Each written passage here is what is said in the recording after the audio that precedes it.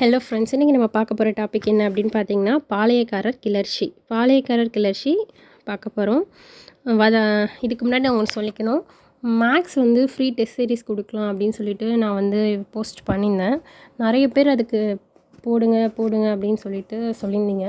But என்னோடய Telegram சேனலில் பார்த்திங்கன்னா வெறும் 20 மெம்பர்ஸ் தான் வந்து ஜாயின் பண்ணியிருக்கீங்க. ஒரு 20 மெம்பர்ஸ்க்காக நான் ஒரு டெஸ்ட் சீரிஸ் ஒரு கொஷின் பேப்பர் எடுக்கணும் அப்படின்றது கொஞ்சம் கஷ்டமான விஷயம். நான் ஒரு எஃபோர்ட் போடுறேன்னா அதுக்கு ஒரு யூஸ்ஃபுல்லாக இருக்கணும். ஸோ நிறைய பேர் அவங்க ஃப்ரெண்ட்ஸ் கிட்ட சொல்லி டெஸ்ட் சீரிஸ் இந்த மாதிரி போடுறாங்க அப்படின்னு சொல்லிட்டு நீங்கள் ஷேர் பண்ணுங்கள். கண்டிப்பாக டெஸ்ட் சீரிஸை போடலாம். சரி, வாங்க கிளாஸுக்குள்ளே போகலாம். வளர்ந்து வந்து கொண்டிருக்கும் பிரிட்டிஷ் பேரரசை தன்னளவில் எதிர்த்து நின்று தன்னந்தனியாய் போரிட்டு மாண்ட மாவீரன் கட்டபொம்மன் அப்படின்னு சொல்லிட்டு கே பிள்ளை சொல்லியிருக்காரு. கம்பெனியின் கட்டாயம். வீரபாண்டிய கட்டபொம்மன் மதுரை நாயக்கரின் பாளையக்காரராக இருந்தார். வீரபாண்டிய கட்டபொம்மன் வந்து மதுரை நாயக்கர் இருக்காங்களா, அவங்களோட பாளையக்காரராக இருந்திருக்காரு. பின்னர் மதுரை ஆற்காட்டு நவாபின் ஆட்சியின் கீழ் வந்தது. பின்னர் மதுரை வந்து ஆற்காட்டு நவாபுக்கு கீழே வந்துடுச்சு. ஃபஸ்ட்டு வந்து நாயக்கர்கிட்ட இருக்குது, அப்புறம் ஆற்காட்டு நவாப் கிட்ட வந்துடுச்சு. 1792 நவாப் ஆங்கிலேயருடன் செய்து கொண்ட ஒப்பந்தத்தின்படி பாளையக்காரரிடமிருந்து கப்பம் வசூலிக்கும் உரிமை கம்பெனியிடம் ஒப்படைக்கப்பட்டது. 1792 நவாபும் ஆங்கிலேயர்களும் ஒரு ஒப்பந்தம் பண்ணியிருப்பாங்க. அந்த ஒப்பந்தத்தின்படி பாளையக்காரர்கள்கிட்ட வரி வசூலிக்கிற உரிமை யார்கிட்ட போயிருக்கும் அப்படின்னு பார்த்தீங்கன்னா ஆங்கிலேயர்கள்கிட்ட போயிருக்கும் அப்படின்னு சொல்லியிருக்காங்க. ஆங்கில கம்பெனி படைனா பலத்தாலும் பணபலத்தாலும் பாளையக்காரர்களிடமிருந்து கப்பம் நிலுவையையும் வற்புறுத்தி கட்டாயமாக வசூலிக்க முற்பட்ட பொழுது பல பாளையக்காரர்கள் கம்பெனியின் கட்டாயத்துக்கு கட்டுப்பட்டனர். ஆனால் வீரபாண்டிய கட்டபொம்மன், மருது சகோதரர்கள் போன்றோர் ஆங்கில ஆதிக்கத்தை எதிர்த்தனர். இந்த எதிர்ப்பு கிளர்ச்சியாக மாறியது. அப்போ வந்து அவங்க வந்து ஆங்கிலேயர்கள் எப்படின்னா படையை வச்சு கொஞ்சம் மிரட்டி வாங்குவாங்க, பலத்தை வச்சும் வாங்குவாங்க. அது வந்து நிறைய பேர் அதுக்கு கட்டுப்பட்டாங்க. ஆனால் வந்து நம்ம கட்டபொம்மன், மருது சகோதரர்கள் மாதிரி சில பேர் வந்து அதை எதிர்த்திருக்காங்க. இந்த எதிர்ப்பு தான் கிளர்ச்சியாக மாறியிருக்கு அப்படின்னு சொல்கிறாங்க. நெக்ஸ்ட்டு வந்து கர்நாடகா ஒப்பந்தம் 1792. 1792 ஆற்காட்டு நவாப் முகமது அலி. ஆற்காட்டு நவாபாக இருந்தது யாருன்னா முகமது அலி. அப்போ வந்து ஆற்காட்டு நவாப் யாருன்னா முகமது அலிக்கும் ஆங்கில கம்பெனியும் செய்து கொண்ட ஒப்பந்தம் பாளையக்காரர் கிளர்ச்சிக்கான மூல காரணம் என்று கருதப்படுகிறது. அவங்க 2 பேரும் செஞ்சுக்கிட்ட ஒப்பந்தம் தான் பாளையக்காரரோட கிளர்ச்சிக்கு மூல காரணம் அப்படின்னு சொல்லிட்டு கருதுகிறாங்க. இந்த புதிய ஒப்பந்தத்தின்படி பாளையக்காரர் விவகாரங்களில் நேரடியாக தலையிட்டு வரி வசூல் செய்யும் உரிமை கம்பெனிக்கு கொடுக்கப்பட்டது. இந்த ஒப்பந்தத்தின்படி தான் பாளையக்காரர்களின் விவகாரங்களில் நேரடியாக தலையிட்டு வரி வசூலிக்கிற உரிமை யாருக்கு போயிருக்கும் அப்படின்னு பார்த்தீங்கன்னா பிரிட்டிஷ்க்கு போயிருக்கும். கர்நாடக ஒப்பந்தம் 1792. நெக்ஸ்ட்டு வந்து பார்த்திங்கன்னா, மேலும் வழக்கமான கப்பத்தொகையோடு கம்பெனிக்கு சன்மானங்களும் வழங்க வேண்டும் என பாளையக்காரர்கள் நிர்பந்திக்கப்பட்டனர். கப்பத்தொகை கட்டுறதே அதிகம், இதில் வந்து எங்களுக்கு சன்மானம் கொடுங்க அப்படின்னு சொன்னோன்னா நிபந்தனிக்கப்பட்டிருக்காங்க. நெக்ஸ்ட்டு பார்த்திங்கன்னா, யாவற்றுக்கும் மேலாக ஆங்கில அதிகாரிகளை வீட்டுகளுக்கு தேவையான பொருட்களை வழங்க வேண்டும் என்றும் பாளையக்காரர்கள் வற்புறுத்தப்பட்டனர். சுருங்கக்கூறின் கர்நாடக ஒப்பந்தம் பல வழிகளிலும் தவறாக பயன்படுத்தப்பட்டது. ஒழுங்காக திரை செலுத்த வந்த வீரபாண்டிய கட்டபொம்மன் இந்த அத்துமீறல்களுக்கு எதிராக போர்க்கொடி உயர்த்தினார். இதுவே அவரது கிளர்ச்சிக்கு ஊன்றுகோலாக இருந்தது. கண்ணோட்டத்தோடு பார்க்கும் பொழுது 1792 கர்நாடக ஒப்பந்தம் தற்கால தமிழ்நாட்டு வரலாற்றில் முக்கிய திருப்பு முறையை ஏற்படுத்தியது எனலாம் அப்படின்னு சொல்கிறாங்க. ஜஸ்ட் அது வந்து தெரிஞ்சுக்கணும். கர்நாடக ஒப்பந்தத்தில் வந்து 1792 போட்டிருக்காங்க முகமது அலிக்கும் ஆங்கிலேயர்களுக்கும். இதில் நிறைய வந்து ஆங்கிலேயர்கள் வந்து அந்த கர்நாடக ஒப்பந்தத்தை தவறாக பயன்படுத்திக்கிட்டாங்க. கட்டபொம்மனும் ஜாக்சனும். வீரபாண்டிய கட்டபொம்மன் மேலதிகாரிகளின் கட்டளைகளுக்கு கட்டுப்பட்டவர். சடங்குகளையும் சம்பிரதாயங்களையும் மதிக்க தெரிந்தவர். நவாபுக்கோ கம்பெனிக்கோ கட்ட வேண்டிய கப்பத்தை தவறாத காலத்தை கட்டி வந்தவர். அதனால் வீரபாண்டிய கட்டபொம்மன் மீது கம்பெனியின் மேல் அதிகாரிகளிடம் நல்ல மதிப்பு மரியாதையும் இருந்தது.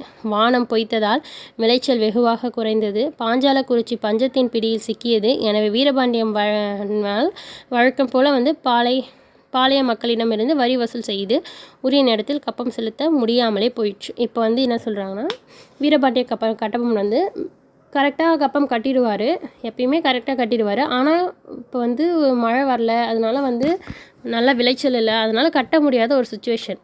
ராமநாதபுர கலெக்டர் தான் காலின் ஜாக்சன். ராமநாத மாவட்ட கலெக்டர் தான் காலின் ஜாக்சன் உண்மை நிலைமையை அறியாமல், உண்மையாக என்ன நடக்குது அப்படின்னு சொல்லிட்டு அறியாமல், வீரபாண்டியனை சரியாக புரிந்து கொள்ளாமல், கம்பெனியையும் கலந்து ஆலோசிக்காமல் அவசரப்பட்டு கட்டபொம்மனை தண்டிக்கும் பொருட்டு ஒரு படையை அனுப்பி ஏற்பாடு செய்தார். இதை அறிந்த கம்பெனி நிர்வாகம் ஜாக்சனின் நடவடிக்கைக்கு சம்மதிக்கவில்லை. இவங்க வந்து ஜாக்சன் என்ன பண்ணுறாருன்னா, அவரை பற்றி தெரிஞ்சுக்காமல் கரெக்டாக கட்டிடுவார் அப்படின்னு சொல்லிட்டு தெரியாமல் ஒரு படையை அனுப்ப முடிவு செய்கிறார். ஆனால் கம்பெனி வந்து அதுக்கு ஒத்துக்கலை. மாறாக வீரபாண்டிய கட்டபொம்மனை ராமநாதபுரத்துக்கு அழைத்து பிரச்சனையை பேசி தீர்த்து கொள்ளுமாறு கலெக்டர் ஜாக்சன் அறிவுறுத்தப்பட்டார். நீங்கள் கூப்பிட்டு வச்சு பேசுங்க அப்படின்னு சொல்லிட்டாங்க. கம்பெனியின் கட்டளைப்படி கலெக்டர் ஜாக்சன் 1798 ஆகஸ்ட் 18ஆம் தேதி கடிதத்தில் 2 வாரங்களில் ராமநாதபுரத்தில் தன்னை வந்து சந்திக்குமாறு வீரபாண்டியனுக்கு தெரிவித்தார். கடிதத்தை அனுப்பிவிட்டு கலெக்டர் திருநெல்வேலி சுற்றுப்பயணம் சென்றுட்டார். கடிதம் அனுப்பிட்டு 2 வாரத்தில் என்னை வந்து பாருங்கள் அப்படின்னு சொல்லிட்டு கடிதத்தை அனுப்பிட்டு இவர் வந்து சுற்றுப்பயணம் மேற்கொள்ள போயிட்டார். திருநெல்வேலிக்கு போயிருக்காரு. இவர் இருக்கிற ராமநாதபுரம், திருநெல்வேலிக்கு சுற்றுப்பயணம் போயிருக்காரு. இதை அறிந்த வீரபாண்டிய கலெக்டர் ஜாக்சனை நேரில் சந்திப்பதற்காக குற்றாலத்தில் காத்திருந்தார். இவர் சரி போயிருக்காரு சொல்லிட்டு குற்றாலத்தில் போய் காத்திருக்கார் ஜாக்சனை பார்க்க. ஆனால் குற்றாலம் வந்தார் ஜாக்சன் வீரபாண்டியனை சந்திக்க மறுத்துவிட்டார். குற்றாலம் வந்தார், ஆனால் பார்க்க மறுத்துட்டார். எனினும் எப்படியும் கலெக்டரை சந்தித்து பிரச்சனைக்கு தீர்வு காண விரும்பிய கட்டபொம்மன் ஜாக்சனை தொடர்ந்து சொக்கம்பட்டி, சிவகிரி, சாத்தூர், ஸ்ரீவில்லிபுத்தூர், பேரையூர், கமுதி ஆகிய இடங்களில் பின்தொடர்ந்தார். சரி நம்மளால் வந்து குற்றாலத்தெல்லாம் பார்க்க முடியல அப்படின்னு சொல்லிட்டு அவர் போகிற இடத்துக்குலாம் போகிறாரு. சொக்கம்பட்டி, சிவகிரி, சாத்தூர், ஸ்ரீவில்லிபுத்தூர், பேரையூர், அப்புறம் வந்து கமுதி ஆகிய இடங்களுக்கு பின்தொடர்ந்து சென்றார். எனினும் ஜாக்சன் வீரபாண்டியனை சந்திக்க மறுத்து ஆகஸ்ட் 31ஆம் தேதி தன்னை ராமநாதபுரத்தில் சந்திக்க அனுமதி வழங்கினார். அங்கெல்லாம் சந்திக்கலை. அப்புறம் ராமநாதபுரத்தில் 31 வந்து சந்திங்க அப்படின்னு சொல்லிட்டு ஆகஸ்ட் 31ஆம் தேதி அனுமதி கொடுத்துட்டார். குறிப்பிட்ட நாளன்று வீரபாண்டிய கட்டபொம்மன் கலெக்டர் ஜாக்சனை ராமநாதபுரம் சேதுபதியின் அரண்மனை ராமலிங்க விலாசத்தில் சந்தித்தார். எங்கே சந்திக்கிறாங்க? ஜாக்சனை ராமநாதபுரம் சேதுபதியின் அரண்மனை, ராமநாதபுரத்தில் சேதுபதியின் அரண்மனை ராமலிங்க விலாசத்தில் வந்து சந்திக்கிறாங்க. கட்டபொம்மனுடன் அவரது அமைச்சர் சுப்பிரமணிய பிள்ளையும் உடன் இருந்தார். கட்டபொம்மன் கூட அவங்க அமைச்சர் யாருன்னா சிவசுப்பிரமணியம்னு போயிருக்காங்க. கப்ப கணக்கை சரிபார்த்த பொழுது கட்டபொம்மன் ஒழுங்காக கப்பம் கட்டி வந்திருப்பது உறுதியாயிற்று. ஆனால் பஞ்சத்தால் தான் உரிய காலத்தில் கப்பம் கட்ட முடியவில்லை என்று கட்டபொம்மன் கூறிய காரணத்தை கலெக்டர் ஜாக்சன் ஏற்க மறுத்தார். அவர் செக் பண்ணி பார்க்குறாங்க, கரெக்டாக தான் கட்டிட்டு வராது, இந்த வாட்டி மட்டும் தான் கட்ட முடியல அப்படின்னு பார்க்கும்போது பஞ்சத்தினால கட்ட முடியல அப்படின்னு சொல்லும்போது அதை ஏற்க மறுத்துட்டார் ஜாக்சன். அது மட்டுமல்ல, வீரபாண்டிய கட்டபொம்மனையும் அவரது அமைச்சர் சிவசுப்பிரமணிய பிள்ளையையும் நிற்க வைத்தே பேசியதை அவமரியாதையாக கருதினார் கட்டபொம்மன். நிற்க வச்சே பேசியிருக்காரு. இவ்வளோ நேரம் ஒரு 3 மணி நேரம் நிற்க வச்சு பேசியிருப்பார் அப்படின்னு சொல்லிட்டு ஸ்கூல் புக்ஸில் கொடுத்துருப்பாங்க. மேலும் வீரபாண்டியன் அரண்மனையை விட்டு செல்லக்கூடாது என்ற கலெக்டரின் எச்சரிக்கையை ஏற்க மறுத்தார் கட்டபொம்மன். கட்டபொம்மனை அரண்மனையை விட்டு நீங்கள் வெளியே போகக்கூடாது அப்படின்னு சொல்லிட்டு ஜாக்சன் சொல்லியிருப்பார். அதை வந்து ஏற்றுக்க மாட்டார் கட்டபொம்மன். கலெக்டரின் சிப்பாய்கள் வீரபாண்டிய கட்டபொம்மனை கைது செய்ய முற்பட்ட பொழுது அவர்களை புறம் தள்ளிவிட்டு வீரபாண்டியனும் அவரது அமைச்சரும் வெளியேறினர். கலெக்டர் அவரோட சிப்பாய் வந்து கட்டபொம்மனை கைது செய்ய பார்க்குறாங்க. ஆனால் அதெல்லாம் புறந்தள்ளிட்டு கட்டபொம்மனும் சிவசுப்பிரமணியாரும் வெளியேறிடுறாங்க. அரண்மனைக்கு வெளியே விடத்திலிருந்து இதை கண்ட ஊமைத்துறையும் அவரது வீரர்களும் கட்டபொம்மனுக்கு உதவிக்கு வந்தனர். இதை வந்து வெளியிலேருந்து அவங்க தம்பி ஊமைத்துறை பார்த்துட்ருக்காரு. ஊமைத்துறையோட இயற்பெயர் என்னன்னு உங்களுக்கு தெரிஞ்சது நான் ஃபஸ்ட்டே சொன்னேன். உங்களுக்கு ஞாபகம் இருந்துச்சுன்னா நீங்கள் கமெண்ட் பண்ணுங்கள். அவர் வந்து 1 மினிட்ப்பா. தம்பி வந்து ஹெல்ப் பண்ண வருவார். அவரது வீரர்களை கூப்பிட்டு வந்து மறைவாக இருந்த இடத்துலேருந்து கூப்பிட்டு வந்துட்டு ஹெல்ப் பண்ணுவார். ஊமைத்துறையும் அவரது வீரர்களும் மாயமாய் மறைந்து விட்டனர் அப்படின்னு சொல்கிறாங்க. நெக்ஸ்ட் வந்து பார்த்திங்கன்னா, பாஞ்சாலக்குறிச்சி திரும்பிய அங்கு நடந்த கைகலப்பால் கிளார்க் வந்து அவங்க ஆங்கிலேய அதிகாரி வந்து கிளார்க் அவர் வந்து குத்தி கொல்லப்பட்டார். இந்த அமளியில் வீரபாண்டியன் தப்பிச் சென்று விட்டார். அவரது அமைச்சர் கைது செய்யப்பட்டார். அமைச்சரை மட்டும் பிடிச்சிக்கிட்டாங்க. கட்டபொம்மன் வந்து தப்பிச்சிருவார். ஊமைத்துறையும் அவரது வீரர்களும் மாயமாய் மறைந்து விட்டனர். பாஞ்சாலக்குறிச்சி திரும்பிய வீரபாண்டியன் கட்டபொம்மன் ராமநாதபுரம் சந்தித்த பொழுது பாஞ்சாலக்குறிச்சி திரும்பிய வந்து வீரபாண்டிய கட்டபொம்மன் வந்து ராமநாதபுரம் சந்திப்பின் பொழுது நடந்த நிகழ்ச்சிகளை பற்றி கம்பெனிக்கு விரிவாக கடிதம் அனுப்பி வைத்தார். கம்பெனிக்கு வந்து கடிதம் எழுதுவார். அங்கே நடந்ததெல்லாம் எழுதி அனுப்புவார். அக்கடிதத்தில் கைது செய்யப்பட்ட அவரது அமைச்சர் சிவசுப்பிரமணியம் பிள்ளையை விடுவிக்குமாறு கேட்டுக்கொண்டார். அந்த கடிதத்தில் என்ன சொல்லியிருக்காருன்னா, அமைச்சர் சிவசுப்பிரமணியனை கைது பண்ணிட்டாங்க, அவங்கள விடுவீங்க அப்படின்னு சொல்லியிருப்பார். கட்டபொம்மன் கடிதத்தை பரிசீலித்த ஆளுநர், கட்டபொம்மனோட கடிதத்தை அந்த பக்கம் யார் வாங்கினா அப்படின்னு பார்த்தீங்கன்னா எட்வர்ட் கிளைவ் அப்படின்னு சொல்கிற ஒருத்தரும் அவங்க ஆளுநர் வாங்கியிருக்காரு. பின்வரும் உத்தரவுகளை பிறப்பித்தார். கட்டபொம்மன் சரணடைய வேண்டும். கட்டபொம்மனை வந்து சரணடைய சொல்லுங்கள். ராமநாதபுரம் நிகழ்ச்சியும் பற்றி நீதி விசாரணை செய்யப்படும். ராமநாதபுரம் கலெக்டர் காலிங் ஜாக்சன் பணி நீக்கம் செய்யப்படுவார். அமைச்சர் சிவசுப்பிரமணியம் பிள்ளை விடுவிக்கப்படுவார் அப்படின்னு சொல்லிட்டு இந்த விஷயங்கள் எல்லாமே சொல்லியிருக்காரு.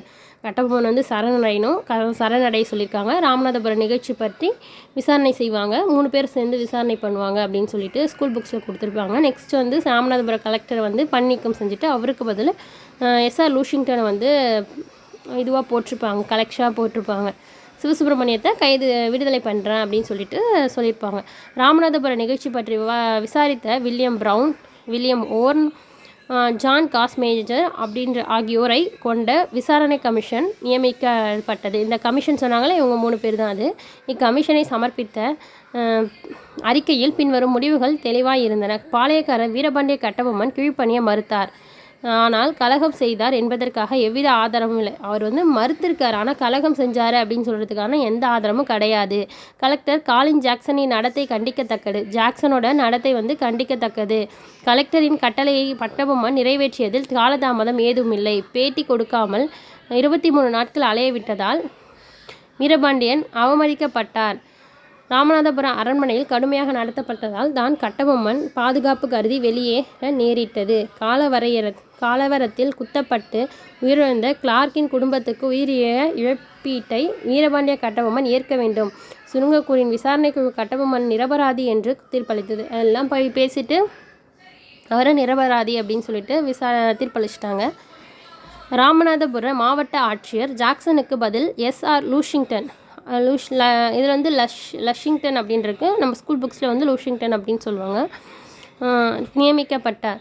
கம்பெனி விரோத நடவடிக்கை வீரபாண்டிய கட்டபொம்மன் சம்பந்தமாக ஆங்கில கம்பெனி நியாயமாக நடந்து கொண்டாலும் ராமநாதபுரம் ஆட்சியர் ஜாக்சனால் தனக்கு ஏற்பட்ட அவமானத்தை அவரால் மறக்க முடியவில்லை. என்னதான் அவங்க நியாயமாக நடந்துக்கிட்டாலும் ஜாக்சன் அப்படி பண்ணிட்டாரு அப்படின்றத அவரால் மறக்க முடியல. ஓகேவா? கம்பெனியை நம்பினாலும் கம்பெனி அதிகாரியை நம்ப முடியாது என்ற முடிவுக்கு வந்தார் கட்டபொம்மன். கம்பெனியை நான் நம்புகிறேன், ஆனால் அவங்க அதில் இருக்க அதிகாரிகளை நம்ப மாட்டார். ஆங்கிலேயரின் ஆதிக்கத்தில் இருந்து விடுபட வேண்டும் என்ற தீர்மானத்தை அவர் சிவகங்கை மருதுபாண்டியன் ஆங்கிலேயர்களுக்கு எதிராக உருவாக்கிய கூட்டமைப்பில் ஆர்வத்துடன் பங்கேற்றார். 1799 ஜூன் முதல் தேதி கட்டபொம்மன் தனது வீரர்களுடன் மருதுபாண்டியனை சந்திக்க சிவகங்கை புறப்பட்டார். எப்போ போயிருக்காரு பாருங்கள், 1799 ஜூன் மாதம் 1ஆம் தேதி போயிருக்கார். ஸ்கூல்லாம் ஓப்பன் பண்ணுவாங்கள்ல ஜூன் 1ஆம் தேதி, அந்த தேதி ஞாபகம் வச்சுக்கோங்க. இருவரும் சந்தித்து பேசிய பின் மருதுபாண்டியன் அனுப்பிய வீரர்களுடன் வீரபாண்டியன் பாஞ்சாலக்குறிச்சி திரும்பினார். கட்டபொம்மனின் நடவடிக்கைகளை கூர்ந்து கவனித்து வந்த ராமநாதபுர ஆட்சியர் கம்பெனிக்கு அவரது அறிக்கையை அனுப்பினார். கட்டபொம்மனின் கம்பெனி விரோத நடவடிக்கைகள் ஆங்கிலேயர் விழிப்படைய செய்தது அப்படின்னு சொல்லிட்டு கொடுத்துருக்காங்க. சிவகிரி படையெடுப்பு. பிரிட்டிஷ் படைகள் மைசூர் போரில் ஈடுபட்டிருந்ததை தனக்கு சாதகமாக பயன்படுத்தி கொண்ட தனது படைபலத்தையும் செல்வாக்கையும் பெருக்கிக் கொள்ளும் முயற்சியில் தீவிரமாக செயல்பட்டார் கட்டபொம்மன். பிரிட்டிஷ் படைகளும் மைசூர் போரில் ஈடுபட்டிருந்தாங்க. அந்த சமயத்தில் தனக்கு சாதகமாக பயன்படுத்தி கொண்ட தனது படைபலத்தையும் செல்வாக்கையும் பெருக்கிக் கொள்ளும் முயற்சியில் தீவிரமாக செயல்பட்டிருக்கார் கட்டபொம்மன். பாஞ்சாலக்குறிச்சி கோட்டையை சமவெளியில் இருந்தமையால் அது எதிரியின் தாக்குதலை தாங்காது என்பதை அறிந்த கட்டபொம்மன் பலமிக்க சிவகிரி கோட்டையை கைப்பற்ற தீர்மானித்தார். இப்போ பாஞ்சால கோட்டை எப்படி இருக்குன்னா வெறும் சமவெளியாக இருக்கும். அதனால வந்து அங்கே நம்ம போர் பண்ணோன்னா ஈஸியாக நம்ம தோற்றுருவோம் அப்படின்னு சொல்லிட்டு அவர் போயிட்டு சிவகிரி பாளையக்காரர்கிட்ட போயிட்டு கேட்டிருக்காரு. அந்த பாளையத்தை கைப்பற்ற நினச்சிருக்காரு, தீர்மானித்தார். சிவகிரி பாளையக்காரர் ஆங்கிலேயரின் ஆதரவாளர். சிவகிரி யாருக்கு சப்போர்ட் பண்ணுறாங்க? ஆங்கிலேயரோட ஆதரவாளர் அவர். ஆனால் அவரது மகனும் மருமகனும் கம்பெனிக்கு எதிரானவர்கள். ஆனால் அவரோட பையனும் மருமகனும் வந்து கம்பெனிக்கு ஆப்போசிட்டாக இருப்பாங்க. எனவே வீரபாண்டியன் அவர்களது துணையுடன் தளவாய் குமாரசுவாமி நாயக்கர் தலைமையிலும் ஒரு படையை சிவகிரிக்கு அனுப்பி வைத்தார். குமாரசாமி நாயக்கர் தலைமையில் ஒரு படையை வந்து அனுப்பிச்சி வச்சிருக்காரு. கட்டபொம்மனின் அமைச்சு வச்சார். கட்டபொம்மனின் சிவகிரி படையெடுப்பு ஆங்கிலேயருக்கு விட்ட சவாலாக கருதப்பட்டது. கட்டபொம்மன் வந்து இந்த மாதிரி அனுப்பணுன்னு ஆங்கிலேயருக்கே சவால் விடுற மாதிரி நினச்சிக்கிட்டாங்க. ஸோ அதனால் வந்து இவர் மேலே போர் பண்ணுவாங்க. பாஞ்சாலக்குறிச்சி போர் 1799. வீரபாண்டிய கட்டபொம்மனுக்கு சாதகமாக இருந்த சூழ்நிலை 4ஆம் மைசூர் போரின் முடிவில் பாதகமாய் போயிற்று. அது வரைக்கும் வீரபாண்டியனுக்கு சாதகமாக தான் இருந்திருக்கு. 4ஆம் மைசூர் போரில் வந்து இவருக்கு அபாதகமாக ஆயிடுச்சு. போரில் வெற்றி வாகை சூட்டிய கவர்னர் ஜெனரல் வெல்லஸ்லி பிரபு கட்டபொம்மனின் எதிர்ப்பை முறியடிக்க தக்க தருணத்தை எதிர்பார்த்திருந்தார். அப்போ 4ஆம் மைசூர் போரில் யார் வந்து வின் பண்ணுறப்ப அப்படின்னா வெல்லஸ்லி பிரபு. அவர் வந்து கட்டபொம்மனை முறியடிக்கிறதுக்கு தக்க தருணம் எதிர்பார்த்துட்டு இருக்காரு. கட்டபொம்மனின் கிளர்ச்சி நடத்தைக்கு இராணுவ தீர்ப்பு காண தீர்மானித்தார். அதன்படி கட்டபொம்மன் கம்பெனியின் விரோதிகளுடன் கூட்டு சேராமல் பார்த்து கொள்ளுமாறு அறிவுறுத்தப்பட்டார். திருச்சி, தஞ்சாவூர், மதுரையில் இருந்த படைகளை திருச்சி, தஞ்சாவூர், மதுரையில் இருந்த படையை வந்து திருநெல்வேலி நோக்கி அனுப்புமாறு கேட்டுக்கொண்டார். உத்தரவிட்டிருக்காரு. எப்போனா மே மந்த்து. இவர்களுடன் திருவிதாங்கூர் மன்னரின் படையும் சேர்ந்து கொண்டனர். பாளையக்கார முறை ஒழிப்பதன் மூலம் பாளையக்காரர்களின் கிளர்ச்சியை முறியடித்து விடலாம் என்பதை வெல்லஸ்லியின் திட்டம். பாளையக்காரர் முறையை ஒழிச்சிட்டோன்னா அவங்கள வந்து கிளர்ச்சியை முறியடிச்சிடலாம் அப்படின்னு சொல்லிட்டு அவரோட திட்டம் வெல்லஸ்லி திட்டம். 4ஆம் மைசூர் போர் ஆங்கிலேயருக்கு சார்பாக முடிந்ததற்கு கட்டபொம்மன் சிவகிரி மீது படையெடுத்ததும் வெல்லஸ்லி பிரபு எதிர்பார்த்த சந்தர்ப்பத்தை கொடுத்தது. பழுத்த காய்ச்சிய இரும்பை அடிப்பதை போன்று கட்டபொம்மனை களையெடுக்க மேஜர் பானர்மேன் கூடுதல் அதிகாரங்களோடு பலமிக்க படையோடும் அனுப்பினார். யார் வந்திருக்காங்கன்னா கட்டபொம்மனுக்கு ஆப்போசிட்டாக மேஜர் பானர்மேன் அப்படின்னு சொல்கிறவங்க வந்திருக்காரு. நெக்ஸ்ட் வந்து மேஜர் பானர்மேன் தலைமையில் சென்ற ஆங்கில படை ராமநாதபுரம் வழியாக திருநெல்வேலி சென்றது. ராமநாதபுரம் வழியாக திருநெல்வேலிக்கு போயிருக்காங்க. அங்கிருந்து கொண்டு 1799 செப்டம்பர் மாதம் 4ஆம் தேதி பாளையங்கோட்டையில் வந்து சந்திக்குமாறு கட்டபொம்மனுக்கு இறுதி எச்சரிக்கை அனுப்பினார். குறிப்பிட்ட தேதியில் பானர்மேன் சந்திப்பை சாத்தியமில்லை என்று கட்டபொம்மன் பதில் அனுப்பியதால் ஆங்கில தளபதி இராணுவ நடவடிக்கை மேற்கொண்டார். அவரது படை கட்டபொம்மன் தன் வீரர்களுடன் இருந்த பாஞ்சாலக்குறிச்சி கோட்டையை சூழ்ந்து கொண்டது. கட்டபொம்மனின் காப்பாற்ற அண்டை கிராமங்களிலிருந்து வந்தோர் விரட்டி அடிக்கப்பட்டனர். கட்டபொம்மனை காப்பாற்ற அடுத்த கிராமத்துலேருந்து வந்தவங்க எல்லாமே விரட்டி அடிச்சிட்டாங்க. வலுவான நிலையில் இருந்த பானர்மேன் ராமலிங்க முதலியாரை கோட்டைக்குள் அனுப்பி கட்டபொம்மன் சந்தித்து பேசி சரணடைய செய்தார். ஆனால் கட்டபொம்மன் பானர்மேனின் கோரிக்கையை நிராகரித்தார். யாரை வந்து தூது அனுப்பியிருக்காங்கன்னா ராமலிங்க முதலியாரை தூது அனுப்பியிருக்காங்க. நெக்ஸ்ட் வந்து கோட்டையின் பலவீனத்தை பற்றி ராமலிங்க முதலியார் கொடுத்த தகவல். ராமலிங்கம் வந்து போயிட்டு கோட்டை எவ்வளோ பலவீனமாக இருக்குது அப்படின்னு சொல்லிட்டு அவர் போய் தூது சொல்கிறார் ஆங்கிலேயர்கள்கிட்ட. பாஞ்சாலக்குறிச்சி கோட்டையின் தெற்கு நுழைவாயிலில் பீரங்கிகள் கொண்டு தகர்க்கப்பட்டன. தெற்கு நுழைவாயிலில் பீரங்கி வச்சு தகர்த்திருக்காங்க. எட்டயபுரம் மற்றும் திருவிதாங்கூர் படைகள் மேற்கு வங்காள வாயிலை தாக்கின. தெற்கு வாயில பானர்மேன் தாக்கினார்.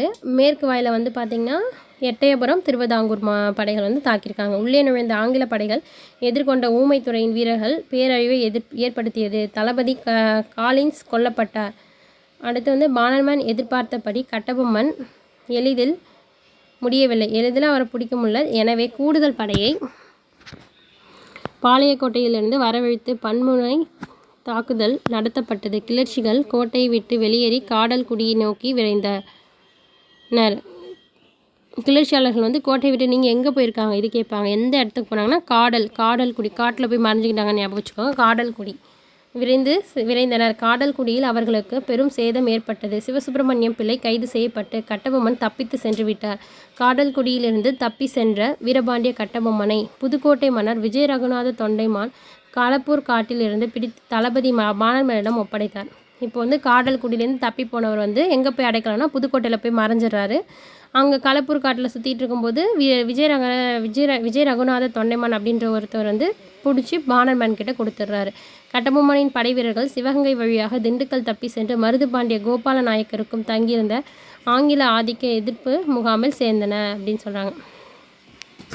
கைது செய்யப்பட்டோர் அனைவரும் ஆங்கிலேய ஆதரவு பாளையக்காரர் கலை கொண்ட மன்றத்தின் முன் நிறுத்தப்பட்டனர். இந்நீதிமன்றத்தில் எட்டயபுரம் சிவகிரி பாளையக்காரர்கள் இடம்பெற்றிருந்தனர். இந்த நீதிமன்றத்தில் யார் இடம்பெற்றனா சிவகிரி பாளையக்காரர்கள் இடம்பெற்றிருக்காங்க. விசாரணைக்கு பின் கிளர்ச்சி தலைவர்கள் அனைவரும் மரண தண்டனை விதிக்கப்பட்டது. அதன் பின் 1799 செப்டம்பர் 13ஆம் தேதி 1799 செப்டம்பர் மாதம் 13ஆம் தேதி நாகலாபுரத்தில் தூக்கிலிடப்பட்டார். யார் அப்படின்னா சிவசுப்பிரமணியம். நாகலாபுரம் சுந்தரபாண்டியன் கோபாலபுரத்திலும்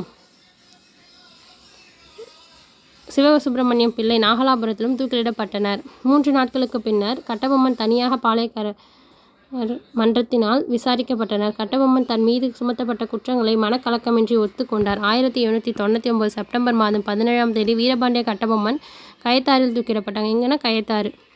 இறுதியாக மூச்சு உள்ளவரை கட்டபொம்மன் தளரா மனம் உறுதியுடன் இருமாப்பு செருக்குடனும் காணப்பட்டார் என்று மேஜர் பானர்மேன் குறிப்பிட்டுள்ளார். இப்போ பானர்மேனே சொல்கிறாரு. என்ன சொல்கிறாருன்னா, இறுதி மூச்சு அவரோட மூச்சு உள்ளவரையும் கட்டபொம்மன் தளரா மன உறுதி இருமாப்போட செருக்கோடு இருந்தார் அப்படின்னு சொல்லிட்டு மேஜர் பானர்மேன் சொல்கிறார். வீரபாண்டியன் தன் வாழ்நாளில் இறுதி நாட்கள் ஒரு வீரனுக்குரிய இருமாப்புடன் எதிர்கொண்டார் என்று புகழாரம் சூட்டியுள்ளார் கே. ராஜையன் புகழாரம் சுட்டிருக்காரு. அடுத்தது மதிப்பீடு. வீரபாண்டிய கட்டபொம்மன் இயல்பாகவே அமைதியானவர், அமைதியை விரும்பியவர், கட்டத்தை மதித்து தவறாமல் கப்பம் கட்டி வந்தவர், வாடிய பயிரை கண்டு வாடிய வள்ளலார் போன்று பஞ்சத்தால் பாதிக்கப்பட்ட பாஞ்சாலக்குறிச்சி மக்களின் துயர் துடைக்க பாடுபட்டவர், கம்பெனி உயர் அதிகாரிகளின் மதிப்பை பெற்றிருந்தவர், சத்தியத்தையும் சமாதானத்தையும் கட்டி காத்தவர். அப்படிப்பட்ட அகிம்சா மூர்த்தியை ராமநாதபுரம் மாவட்ட ஆட்சியர் அவமதித்தார், உதாசீனப்படுத்தினார். அதன் காரணமாக கட்டபொம்மன் ஆங்கில ஆதிக்கத்துக்கு எதிராக போரிட துணிந்தார். துணிந்த வீரபாண்டியன் தன் முடிவிலிருந்த பின்வாங்கவில்லை.